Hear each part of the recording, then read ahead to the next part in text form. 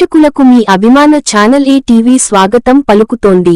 వీక్షకులకు ఈటీవీలో స్వాగతం. తెలంగాణలో ఆరోగ్య రంగంపై భారీ నిర్ణయాలతో సీఎం రేవంత్ రెడ్డి కీలక ప్రకటనలు. పేదల వైద్యానికి పెద్ద ఎత్తున నిధులు ఖర్చు చేస్తున్నామని సీఎం తెలిపారు. గడిచిన 27 నెలల్లోనే 4,500 కోట్ల రూపాయలు వెచ్చించినట్లు చెప్పారు. ఆరోగ్యశ్రీ పథకాన్ని మరింత బలోపేతం చేస్తూ నెలకు సగటున 89 కోట్ల రూపాయలు ఖర్చు చేస్తున్నామని వెల్లడించారు. ఇక త్వరలోనే 1,15 లక్షల కుటుంబాలకు ఇందిరమ్మ బీమా పథకం అమలు చేయనున్నట్లు ప్రకటించారు. రాష్ట్రంలో కొత్తగా 10,000 పడకల సామర్థ్యంతో ఆసుపత్రులను అభివృద్ధి చేస్తున్నామని తెలిపారు.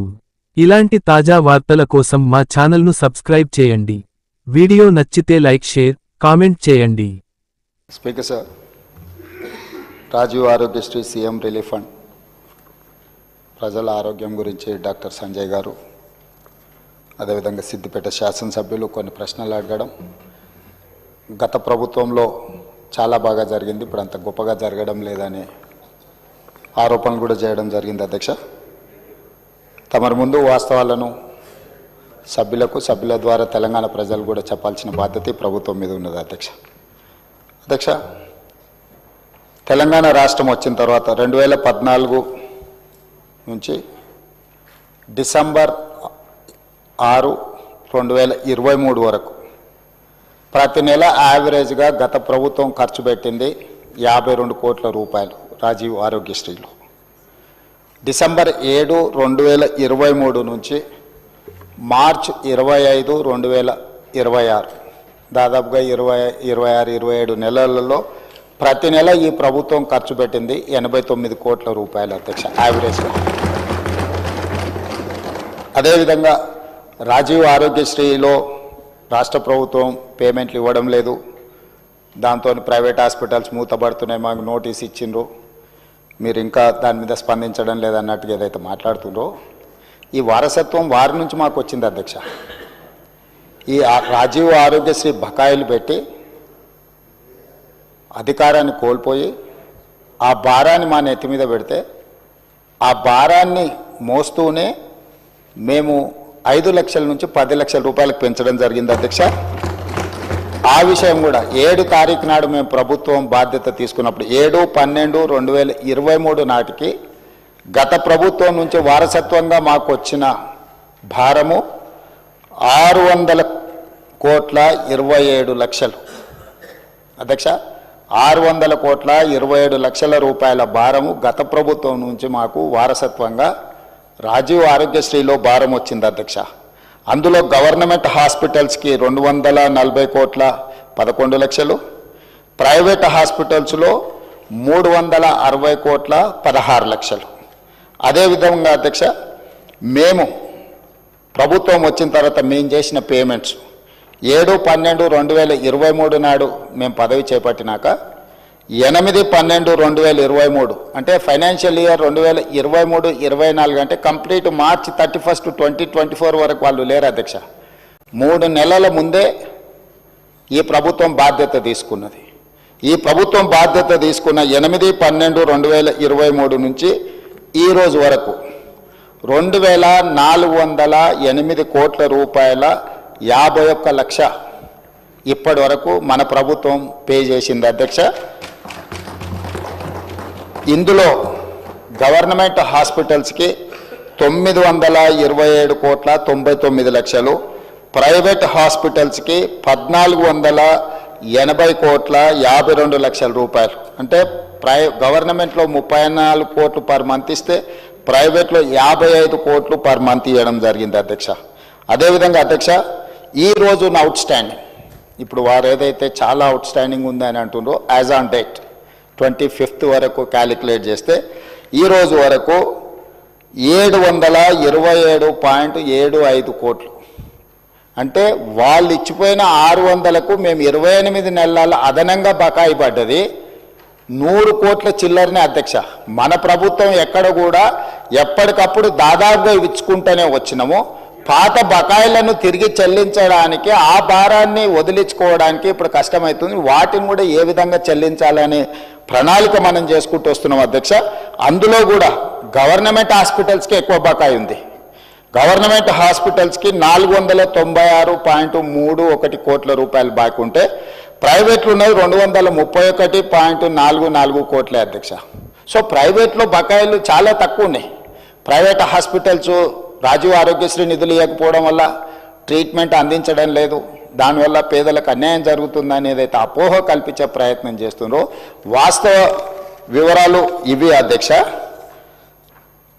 అదేవిధంగా గతంలో 2022-23 రాజీవ్ ఆరోగ్యశ్రీలో నెలకు 102 కోట్ల రూపాయలు దాదాపుగా బుక్ అయితే ఈరోజు 25-26లో ప్రతి నెల 184 కోట్ల రూపాయల హాస్పిటల్కి ప్రజలు వైద్యం కోసం వెళ్తున్నారు అధ్యక్ష. అందులో కూడా గవర్నమెంట్లో 54 కోట్లు, 22-23లో ప్రైవేట్లో 48 కోట్లు, ఈరోజు గవర్నమెంట్లో 87 కోట్లు, ప్రైవేట్లో 97 కోట్లు.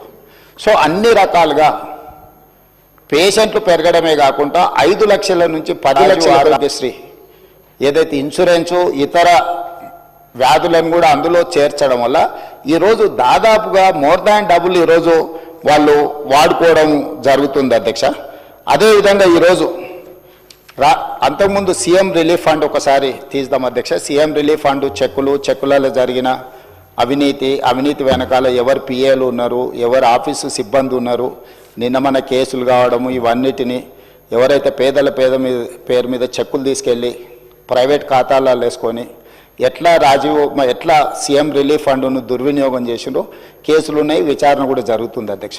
కానీ మన ప్రభుత్వం వచ్చిన తర్వాత సీఎం రిలీఫ్ ఫండ్ కానీ రాజీవ్ ఆరోగ్యశ్రీ కానీ ఎమ్మెల్యేలకు ఆన్లైన్లో వెబ్సైట్ ఇచ్చేసి డైరెక్ట్గా ట్రాన్స్పరెంట్గా ఎవరైనా అప్లై చేసుకునే వెసులుబాటు కల్పించి క్లియర్గా ఇస్తున్నాము. మేము ఈరోజు సీఎం రిలీఫ్ ఫండ్ ఈ 27 నెలలలో 2046 కోట్ల రూపాయలు సీఎం రిలీఫ్ ఫండ్ ఇచ్చినాం అధ్యక్ష. 2400 రాజీవ్ ఆరోగ్యశ్రీలో 2040 దాదాపుగా 4500 కోట్ల రూపాయలు ఈ 27 నెలల్లో పేదల వైద్యం కోసము ఈ ప్రభుత్వము సంపూర్ణంగా ప్రయత్నం చేసింది. ఇది సరిపోతుందంటే ఇది సరిపోదు అధ్యక్ష. మేము ఎప్పుడు ఇది సరిపోయింది ఇంకా ఇది ఇంతకంటే ఎక్కువ చేయలేమంటలేం. అందుకే ఈరోజు ఇందిరమ్మ కుటుంబ జీవిత బీమా ఎవరికి ప్రమాదం వచ్చినా సిపెక్ సర్వే ప్రకారం socio economic education employment political and caste survey ఏదైతే రాష్ట్ర ప్రభుత్వం చేసి February 4th సోషల్ జస్టిస్ డేగా పెట్టిందో ఆ సమాచారం ప్రకారం 1,15,00,000 కుటుంబాలు తెలంగాణ రాష్ట్రంలో ఉంటే ప్రతి కుటుంబానికి ఈరోజు జీవిత బీమాను అందించి ఎవరికైనా కుటుంబ పెద్దను కోల్పోతే ప్రభుత్వం వైపు నుంచి ఒక ధీమా ఉండాలి, ఈ జీవిత బీమా ఆ కుటుంబానికి ఒక ధీమా అని చెప్పి ఈరోజు మనం నూతనంగా కొత్త పథకాన్ని కూడా మనం ప్రవేశపెట్టుకోవడం జరిగింది అధ్యక్ష. ఈరోజు పేదలను ఆదుకోవడానికి అన్ని రకాల ప్రయత్నాలు చేయడమే కాకుండా ఈరోజు 35 గవర్నమెంట్ కాలేజెస్ ఉన్నాయి అధ్యక్ష. రాజీవ్ ఆరోగ్యశ్రీని భవిష్యత్తులో ఏవైతే టీచింగ్ కాలేజెస్ ఉన్నాయో, ఇక్కడ చాలామంది కాలేజీల యజమానులు ఉన్నారు, private medical colleges nursing colleges నడిపేవాళ్ళు. టీచింగ్ కాలేజెస్కి ఏమో పేషెంట్లు రావటం లేదు, చాలా వాటికి పేషెంట్లు పోయే దగ్గరనేమో ప్రొఫెషనల్స్ లేరు. దీన్ని ఆలోచన చేసి అందుకే దీని మీద వివరంగా ఇంకా చర్చ చేస్తాం. ప్రభుత్వం అన్ని స్థాయిలో మేము ఈరోజు అందరి నుంచి సమాచారం సేకరించినాం. ఏ ఏరియాలో అయితే టీచింగ్ కాలేజెస్ ఉన్నాయో పర్టికులర్గా మెడికల్ కాలేజీలు రాజీవ్ ఆరోగ్యశ్రీని మొత్తం ఆ మెడికల్ కాలేజీలకు పంపిస్తే అక్కడ చదువుకునే నర్సింగ్ కాలేజ్ స్టూడెంట్స్కైనా మెడికల్ కాలేజ్ స్టూడెంట్స్కైనా పీజీ చదువుకునేటోళ్ళకైనా ఫర్దర్ స్పెషలైజేషన్ చేసేటోళ్ళకైనా విరివిగా బాధితులు వచ్చినప్పుడు వాళ్ళను ట్రీట్ చేయడం ద్వారా వాళ్ళకి వర్క్ ఎక్స్పీరియన్స్ వస్తుంది. అదేవిధంగా Rajiv Aarogyasri CM relief funds కూడా వాటికే ఇస్తే ఆ హాస్పిటల్ల యొక్క నిర్వహణ మెడికల్ కాలేజీల యొక్క నిర్వహణ కూడా బెటర్గా ఉంటుంది. అందులో పనిచేసే డాక్టర్లు సర్జరీ చేస్తే వాళ్ళకి స్పెషల్ ఇన్సెంటివ్స్ ఇవ్వాలనుకుంటున్నాం అధ్యక్ష. ఈరోజు జీతభత్యాలకే పనిచేసే వాళ్ళు అప్పుడప్పుడు ప్రైవేట్ హాస్పిటల్స్లలో కూడా సర్జరీలు చేస్తున్నారు. వీటన్నిటినీ మనకు తెలుస్తూ ఉంది. అందుకే ఇప్పుడు ఏం ఆలోచన చేస్తుంది ప్రభుత్వం, ఈ టీచింగ్ కాలేజెస్లో చదువులు చెప్పే ఎవరైతే డాక్టర్స్ ఉన్నారో స్పెషలైజ్డ్ ఉన్నారో వాళ్ళు సర్జరీలు చేస్తే సర్జరీలకు వాళ్ళకి స్పెషల్ ఇన్సెంటివ్ ఇవ్వడం ద్వారా వాళ్ళని ప్రోత్సహించాలని ఈ Rajiv Aarogyasri, CM relief fund ఇవన్నీ కూడా ఈ మెడికల్ కాలేజెస్కి ఎప్పుడైతే వెళ్తాయో నిధులు, హాస్పిటల్ల నిర్వహణ చాలా పకడ్బందీగా జరుగుద్ది. రెండవది, అదనంగా పనిచేసే వైద్యులకు అదనపు జీతభత్యాలు వస్తాయి.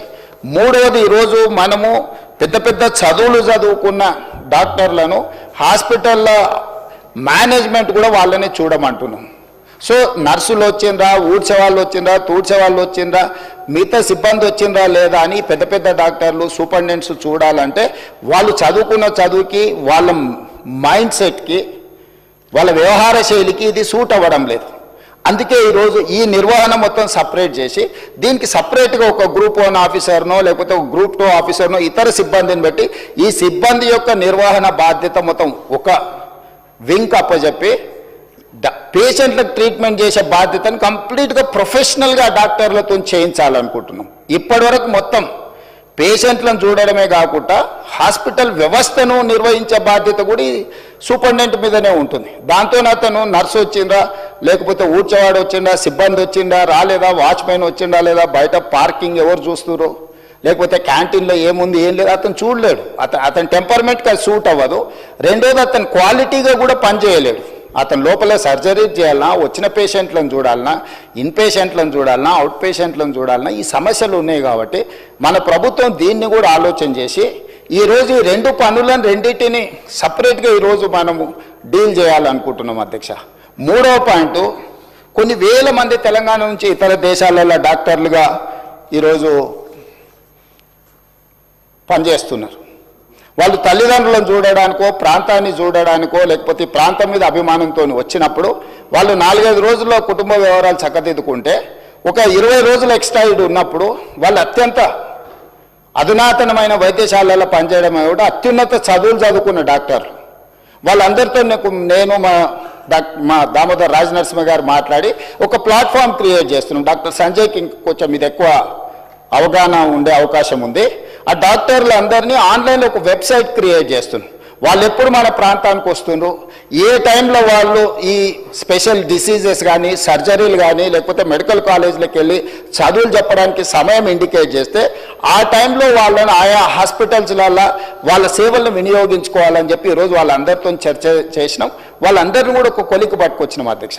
ఈరోజు ఈ ప్రాంతంలో ఉండి, గ్రామీణ ప్రాంతాలలో ఉండి, ఉస్మానియా, కాకతీయ యూనివర్సిటీలలో మంచి చదువులు చదువుకొని ఇతర దేశాలకు వెళ్ళి గొప్ప పేరు సంపాదించిన డాక్టర్లు ఈరోజు తిరిగి సొంత ప్రాంతానికి ఏదైనా చేయాలనుకుంటున్నారు. ఇప్పటి వరకు ఎలాంటి వెసులుబాటు లేదు.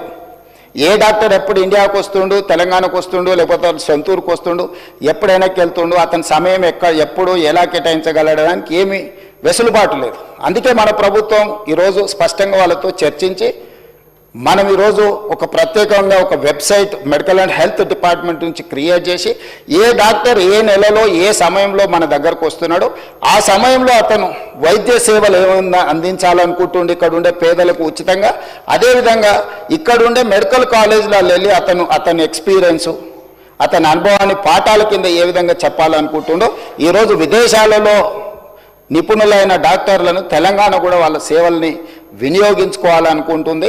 కాబట్టి వాటికి కూడా ఒక ప్రత్యేకమైన ఏర్పాట్లను చేస్తున్నాం అధ్యక్ష. అదేవిధంగా టీమ్స్ ఈరోజు వరంగల్లో కానీ, అల్వాల్లో కానీ, లేకపోతే ఎల్బీ నగర్లో కానీ, సనత్ నగర్లో కానీ, నిమ్స్ కానీ వీటన్నిటిని కూడా స్పెషలైజ్డ్ హాస్పిటల్స్ కింద చేయడమే కాకుండా ఈ CM relief fund, Rajiv Aarogyasri, LOC ఇప్పుడు ముందుగానే మనం లెటర్ ఇవ్వాల్సిన పరిస్థితి. ఇప్పుడు ఓన్లీ నిమ్స్కే ఇస్తున్నాం నాకు తెలిసినంత వరకు. సో ముందస్తుగా ఎవరికైనా ఇబ్బంది వచ్చినప్పుడు వైద్య సహాయం అందించాలి అంటే నిమ్స్కి తప్ప మనం ఎల్ఓసి ఇస్తలేం. ఎందుకంటే ప్రైవేట్ హాస్పిటల్స్కి ఇస్తే మిస్యూజ్ అవుతుందని రకరకాల ఆరోపణలు, ఇవన్నీ కొన్ని సమస్యలు ఉన్నాయి. అందుకోసమని ఈరోజు ఈ హాస్పిటల్స్ని అన్నిటిని కూడా బాగా చేసి రాజీవ్ ఆరోగ్యశ్రీ ద్వారా కానీ, సీఎం రిలీఫ్ ఫండ్ ద్వారా ఏదైతే మనం ఫండ్స్ ప్రైవేట్ హాస్పిటల్స్కి ఇస్తున్నామో ఈ నిధులను కూడా ఈరోజు సనత్ నగర్, అల్వాల్, ఎల్బీ నగర్, అదేవిధంగా ఉస్మానియా యూనివర్సిటీకి ఈరోజు ఎన్నో ఏళ్ళ నుంచి మీకు తెలుసు ఉస్మానియా హాస్పిటల్ 100 సంవత్సరాల పైబడ్డది, ఇంకా అక్కడే ఉంది. దాన్ని ఇతర ప్రాంతాలలో నిర్మించాలంటే రకరకాల వివాదాలు జరిగినాయి. ఉన్న హెరిటేజ్ బిల్డింగ్ను కూడా గత ప్రభుత్వం కూలగొట్టాలనుకొని రకరకాల చర్చలు జరిగినాయి. నేను వివాదాల జోలికి వెళ్ళదలుచుకోలేదు. ఈరోజు గోష మహల్లో 30 ఎకరాలలో 3,000 కోట్ల రూపాయలతో ఉస్మానియా నూతన భవనాన్ని ఈరోజు 2,000 పడకలతో మనం నిర్మించుకునే పనులు మొదలుపెట్టిన పనులు వేగంగా జరుగుతూ ఉన్నాయి. ఈరోజు గాంధీ హాస్పిటల్, వరంగల్ హాస్పిటల్ వీటన్నిటిని కూడా పూర్తి స్థాయిలో నిర్మాణం చేసి ఒక 10,000 పడకల ఆసుపత్రులు ఈరోజు 10,000 పడకలు అదనంగా ఈరోజు వినియోగంలోకి పేదలకు సేవలు అందించడానికి, వైద్యం అందించడానికి అందుబాటులో వస్తున్నాయి. వీటన్నిటిని కూడా ప్రభుత్వము ఈ సీఎం రిలీఫ్ ఫండ్ కావచ్చు, రాజీవ్ ఆరోగ్యశ్రీ కావచ్చు, వీటన్నిటిని నిధులను వాటికిచ్చి వాటిని కూడా పేదలకు అన్ని రకాల వైద్య సేవలను అందించడానికి ఈరోజు వాటిని కూడా ప్రభుత్వం వినియోగంలోకి తీసుకురావాలని, వేగంగా పనులను పూర్తి చేయాలని, గతంలో జరిగిన ఎన్నో నిర్ణయాలను నేను రాజకీయంగా విమర్శించదలుచుకోలేదు, కానీ వాళ్ళకి తెలుసు నిజమేందో, నేను చెప్పాల్సిన అవసరం లేదు. కాబట్టి వీటిని సర్దిద్దుకుంటూ ఒక దారిలో పెట్టి ఒక ప్రయత్నం చేసి దామోదర్ రాజనరసింహ గారు ఎడ్యుకేషన్ అండ్ ఇంజనీర్, కానీ by nature is an doctor, social doctor. అంటే సామాన్య సోషల్ డాక్టర్ అంటే పేదవాడికి ఏం సమస్య వస్తుంది, ఆ సమస్యకు ఏం వైద్యం అందించాలని సంపూర్ణంగా అవగాహన ఉన్న దామోదర్ రాజనరసింహ గారిని నేనే స్వయంగా ఈ శాఖ మీరు నిర్వహించాలని పర్సనల్గా వారిని పిలిచి, ఎందుకంటే ఈ శాఖ చాలా విస్తృతమైన సబ్జెక్ట్, ఇదంత ఆశమాసిగా అర్థమయ్యేది కాదు. అర్థమైనా కూడా ఎవ్రీడే ఒక కొత్త ఛాలెంజ్ వస్తుంది. ఒకప్పుడు గత్తర ఉండే, మలేరియా ఉండే, రకరకాల జబ్బులు వచ్చినాయి, సడన్గా మన కోవిడ్ వచ్చింది. లేదు ఇట్లా ఎప్పటికప్పుడు ఏ రకమైన జబ్బులు సమాజంలో ఎట్లొస్తున్నాయి, ఎందుకు వస్తున్నాయి ఎవరికీ తెలియదు, రకరకాల ఇవి. అంటే ఈ ఛాలెంజెస్ని ఎప్పటికప్పటికి మంత్రితో పాటు అధికారులు కూడా ఎప్పటికప్పుడు నేర్చుకోవాల్సిన సబ్జెక్ట్. మిగతా ఇష్యూస్ కంటే కూడా ఐటీ పరిశ్రమల కంటే కూడా మెడికల్ అండ్ హెల్త్ అనేది ఒక ఛాలెంజ్. ఈ ఛాలెంజ్ని ఎప్పటికప్పుడు చదివితే తప్ప రోజు పరీక్షకు ఐఏఎస్ ప్రిపేర్ అయినట్టు మంత్రి ఆ రేంజ్లో ప్రిపేర్ అయ్యి అర్థం చేసుకుంటే తప్ప మనకు పేదలకు వైద్యం అందించలేని పరిస్థితి. అందుకే క్వాలిఫైడ్ పర్సన్ ఈరోజు మనకు ఆ శాఖను నిర్వహిస్తున్నాడు. వారు ఇచ్చిన సూచనలు డెఫినెట్గా తప్పకుండా దాంట్లో ఏమేమి ప్రజలకు ఉపయోగపడుతుందో వాటన్నిటినీ స్వీకరిస్తాం. ఇంకా వారు చాలా మీటింగులు కూడా ఏర్పాటు చేసిండ్రు మంత్రి గారు. భవిష్యత్తులో కూడా ఈ అన్ని రిఫార్మ్స్ తీసుకురావాలనుకుంటున్నాం. ఇంకేమైనా సూచనలు ఇచ్చినా తప్పకుండా వాటిని ప్రభుత్వం తీసుకుంటుంది. ఏదేమైనా ఈ రాష్ట్ర ప్రభుత్వం యొక్క ప్రాధాన్యము విద్య, పేదల వైద్యం, ఈ రెండింటి మీద ప్రత్యేకమైన ఫోకస్ పెట్టి, ఈరోజు ఒకప్పుడు భోజనం లేదు, కానీ ఈరోజు భోజనం వచ్చింది కానీ న్యూట్రిషన్ ఫుడ్ లేదు. సో ఈరోజు ప్రజలకు న్యూట్రిషన్ ఫుడ్ అందించాలనుకుంటున్నాం. ఒకప్పుడు విద్య లేదు, విద్య అన్ని ప్రాంతాలకు వచ్చింది, కానీ క్వాలిటీ ఎడ్యుకేషన్, స్కిల్ ఎడ్యుకేషన్ లేదు. సో అందుకే ఈరోజు నర్సరీ నుంచి 12th క్లాస్ వరకు విద్యాపరంగా కానీ వైద్యపరంగా కూడా ప్రైమరీ హెల్త్ సెంటర్ నుంచి స్పెషలైజ్డ్ హాస్పిటల్స్ వరకు ఒక ప్రత్యేక ప్రణాళిక తీసుకొని ముందుకు వెళ్తున్నాం. డెఫినెట్గా సభ్యులు ఏదైతే సూచనలు చేసినరో, కన్సర్న్ ఎక్స్పర్ట్ చేసినరో పేదల వైద్యం కోసం డెఫినెట్గా ఈ ప్రభుత్వం వాటన్నిటి మీద దృష్టి పెడుతుంది. ప్రభుత్వం ఈ కొన్ని విషయాలలో నిధుల సమస్యలు ఎన్నున్నా ఇంకెక్కడైనా కోతలు విధిస్తాం, కానీ పేదల విద్య విషయంలో, పేదల వైద్యం విషయంలో ఒక్క రూపాయి కూడా కోత విధించాం. అవసరమైన మేరకు నిధులను అందించి ఒక మంచి రోల్ మోడల్గా రాష్ట్రాన్ని ముందుకు తీసుకెళ్తామని తమ ద్వారా సభ్యులకు తెలియజేస్తున్నా అధ్యక్ష.